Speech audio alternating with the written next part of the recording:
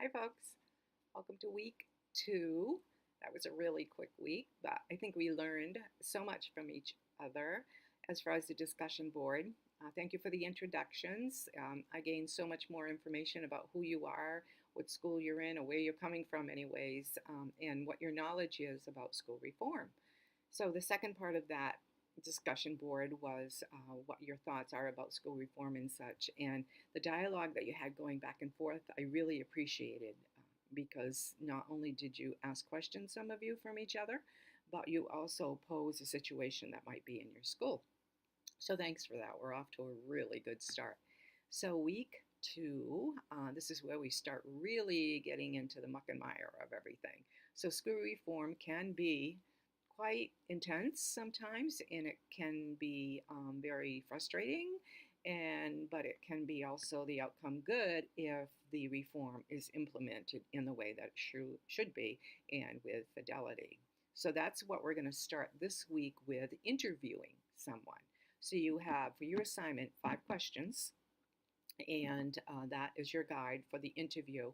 Don't need to take any more than 30 minutes on the interview, and you have an exemplar of how you could write the interview up. And aside from that, there's a rubric that you can use that'll help you guide you too. So I'd like to go back to week 1 though. Michael Fullen is one of my favorites, and he does some really, really valid and research based literature. And when I came across this video to put it in week 1, which was a new, fairly new anyways, video, I was very excited. So that's how we started off as him being a driver of change. In week 2, I'm excited about one of the videos, the video in there too. And this is from a principal.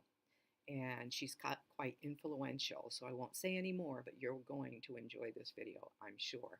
Loads of information in it. You have readings for week 2 as well. At the bottom of the module, you'll see there's a checklist of things that you need to do, so just look at that as a reference. The second part of what I'd like to tell you is myself and related to school reform. My role when I was in public education, my last role in public education, as I shared before, was Director of Curriculum Instruction. So we did a lot of reform in our district, and I had first, it started with 4 schools, and then we collaborated, districts collaborated, and I ended up having 8 schools, and it was from K to 12, of course.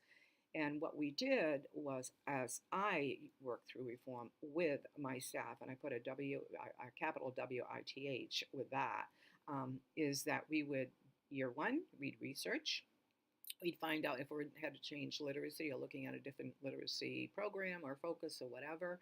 We would research year 1 to see what the reading literature best practices were. And once at the end of the year, we would have discussions all through the year. And at the end of the year, the curriculum design team would determine what we wanted to move ahead with. Did we want it to go workshop model? Did we want to go with a program? Or how did we want to move ahead? And that was the expertise of the staff that I used. Year 2, some of those curriculum leaders would actually implement the program or the model, whichever we're using. And it was a few people who really wanted to do that. I'll leave it at there. Because I just wanted to give you a little flavor of that so you understand my background and expertise, I guess, in reform. So I'll let it close at that. Discussion boards, again, you do your initial by Wednesday, and then you have the other 2 that you can do anywhere from Wednesday through Friday, Saturday, Sunday, whichever you wish. Okay, have a great week. Take care of yourself. That's very important. I hope I haven't forgotten anything.